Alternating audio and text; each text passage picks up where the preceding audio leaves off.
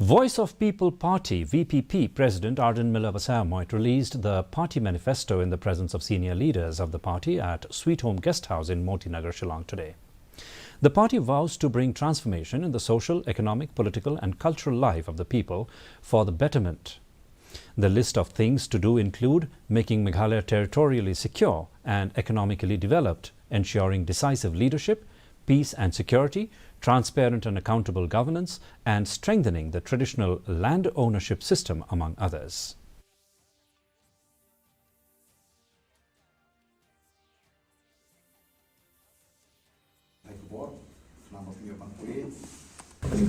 That Meghalaya shall be the state that is territorially secure and economically developed, where poverty is eliminated.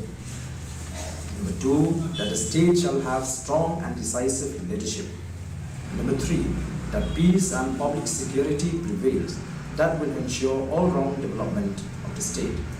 Number 4, that politics in the state is based on strong pillars of substantive democracy with essential features of rule of law, transparency, accountability, responsibility, and equity.